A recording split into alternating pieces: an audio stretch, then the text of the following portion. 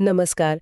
आज हम बात कर रहे हैं महाराष्ट्र में पहली से 5वीं कक्षा तक हिंदी भाषा की पढ़ाई को लेकर, जो हाल में एक बड़ा मुद्दा उठा था। जी नमस्कार। बिल्कुल, ये एक अहम विषय रहा है। हमारे पास एक विश्लेषण है, महाराष्ट्र में हिंदी भाषा विवाद और समाधान।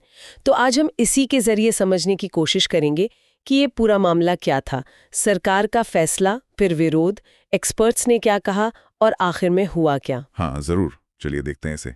तो बात शुरू हुई सरकार के एक कदम से, ये जो राष्ट्रीय शिक्षा नीति है NEP 2020, हाँ, NEP 2020। उसी के तहत त्रिभाषा फॉर्मूला लागू करने की बात हुई महाराष्ट्र में। जी। और इसमें कक्षा 1 से 5 तक के बच्चों के लिए हिंदी को तीसरी भाषा के तौर पर अनिवार्य कर दिया गया। बिल्कुल, और जैसे ये फैसला आया, समझिए कि तुरंत प्रतिक्रियाएं आने लगी। हाँ, विरोध शुरू हो गया। जी हाँ, काफी तेजी से। खास तौर पर मनसे प्रमुख राज ठाकरे ने, उन्होंने तो इसे सीधे सीधे हिंदी थोपना कह दिया। अच्छा।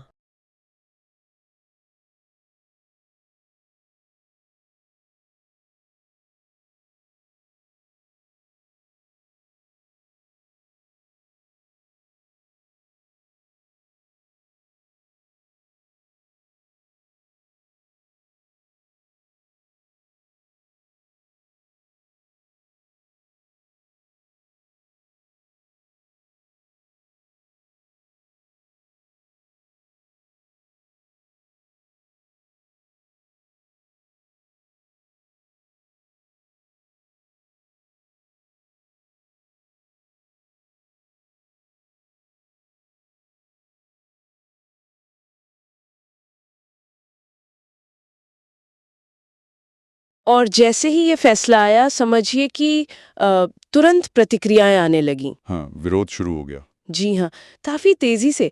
खास तौर पर मनसे प्रमुख राज ठाकरे ने, उन्होंने तो इसे सीधे सीधे हिंदी थोपना कह दिया। अच्छा, और इसे मराठी अस्मिता पर हमला भी बताया। देखिए, महाराष्ट्र में भाषा का मुद्दा हमेशा से थोड़ा संवेदनशील रहा है। हाँ, ये तो है। और सिर्फ वही नहीं थे शायद। नहीं नहीं। कांग्रेस के विजय वडेट्टीवार ने भी लगभग यही लाइन ली। उन्होंने भी कहा कि ये जबरदस्ती थोपना है, मराठी संस्कृति के साथ खिलवाड़ है। तो मतलब राजनीतिक विरोध तो जोरदार था। बिल्कुल, लेकिन दिलचस्प बात यह है कि ये सिर्फ नेताओं तक सीमित नहीं रहा। अच्छा, और किसने विरोध किया? जो महाराष्ट्र भाषा पैनल है, मतलब विशेषज्ञों की जो समिति है, हाँ हाँ, भाषा समिति, उन्होंने भी इस पर गंभीर आपत्ति जताई। उनका तर्क बिल्कुल अकादमिक था। क्या तर्क था उनका? उनका कहना था कि देखिए, प्राथमिक स्तर पर, मतलब छोटे बच्चों के लिए, मातृभाषा के साथ बस एक और भाषा काफी होती है। अच्छा। समिति के जो अध्यक्ष हैं लक्ष्मीकांत देशमुख, हाँ। उन्होंने साफ कहा कि भाई 3 भाषाएं एक साथ सिखाने से बच्चों पर बोझ बढ़ेगा। हाँ, ये तो है, छोटे बच्चों के लिए मुश्किल हो सकता है। और ना सिर्फ बोझ बढ़ेगा, बल्कि वो किसी भी भाषा को शायद ठीक से सीख ही नहीं पाएंगे। मतलब गुणवत्ता पर असर पड़ेगा। बिल्कुल। और उन्होंने ये भी जोड़ा कि राज्य में मराठी और अंग्रेजी की पढ़ाई का स्तर तो वैसे ही, मतलब पहले से ही चिंता का विषय है। ये भी एक जरूरी पॉइंट है। जी। तो ये सिर्फ एक एकेडमिक चिंता नहीं थी, ये इस बात को भी दिखाता है कि शुरुआती शिक्षा अपनी भाषा में ही सबसे अच्छी होती है। सही बात है। अच्छा, तो एक तरफ ये विरोध था, दूसरी तरफ सरकार का क्या रुख था, खासकर जो सत्ता में थे? हाँ, तो देखिए, उप मुख्यमंत्री अजीत पवार ने इस पूरे विरोध को थोड़ा हल्का करने की कोशिश की। उन्होंने कहा कि ये अनावश्यक विवाद है। अच्छा।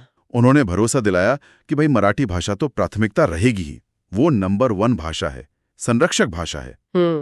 लेकिन साथ ही उन्होंने ये भी कहा कि हिंदी और अंग्रेजी भी तो जरूरी है ना, राष्ट्रीय और अंतर्राष्ट्रीय स्तर पर, तो उन्हें पढ़ाने में क्या हर्ज है। हाँ, ये भी एक पक्ष है। और शायद इसी दौरान वो मराठी भाषा भवन योजना की भी बात हुई। हो सकता है ये मराठी पहचान वाली चिंताओं को कम करने का एक तरीका हो। हाँ, शायद ये दिखाने के लिए कि मराठी को महत्व दिया जा रहा है। जी बिल्कुल, ये दिखाता है कि कैसे सरकारें अक्सर राष्ट्रीय नीतियों और जो क्षेत्रीय भावनाएं होती हैं, उनके बीच एक तरह से संतुलन साधने की कोशिश करती हैं। लेकिन लगता है कि विरोध और विशेषज्ञों की चिंताएं ज्यादा भारी पड़ी, क्योंकि सरकार को पीछे हटना पड़ा। हाँ बिल्कुल, यहीं पर मामला थोड़ा और दिलचस्प हो जाता है।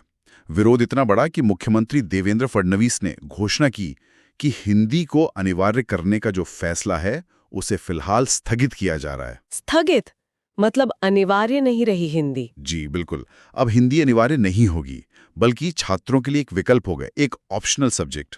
अच्छा, ये तो बड़ा यू टर्न था। हाँ बिल्कुल, और सरकार ने इसका कारण भी बताया। उन्होंने माना कि इस मुद्दे पर जो इतना संवेदनशील है, कोई भी फैसला लेने से पहले और ज्यादा बातचीत की जरूरत है। किस तरह की बातचीत?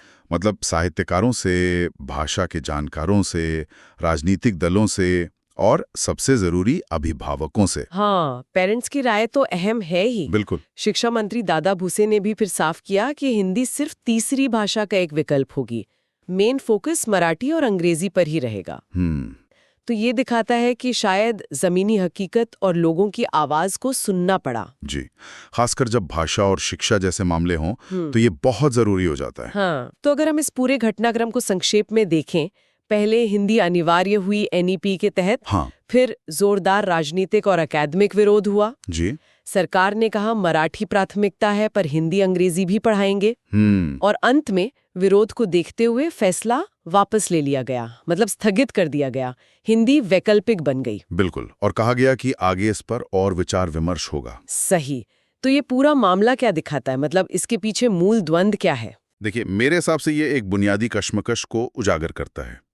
एक तरफ तो राष्ट्रीय शिक्षा नीति का लक्ष्य है त्रिभाषा फॉर्मूला लागू करना, ताकि शायद राष्ट्रीय स्तर पर संवाद बढ़े। हाँ। और दूसरी तरफ है क्षेत्रीय पहचान, भाषा से जुड़ी भावनाएं और शिक्षा की जो जमीनी चिंताएं हैं, जैसे बच्चों पर बोझ या मौजूदा पढ़ाई की गुणवत्ता। और इन दोनों के बीच संतुलन बनाना ही असली चुनौती है। बिल्कुल सही। और ये चुनौती सिर्फ महाराष्ट्र की नहीं है, ये पूरे देश में कई जगहों पर देखने को मिल सकती है। तो ये थी हमारी आज की चर्चा, महाराष्ट्र में हिंदी भाषा शिक्षा विवाद पर आधारित विश्लेषण पर। जी, और जाते जाते श्रोताओं के लिए एक सवाल छोड़ जाते हैं सोचने के लिए। हाँ, जरूर। ये जो पूरी प्रक्रिया हुई, पहले एक राष्ट्रीय नीति लागू करने का फैसला, फिर विरोध के बाद उसे रोकना और फिर कहना कि हम सबसे बात करेंगे, ये प्रक्रिया भारत जैसे देश में जहां इतनी भाषाई और सांस्कृतिक विविधता है, राष्ट्रीय नीतियां बनाने और उन्हें लागू करने की जटिलताओं के बारे में क्या बताती है?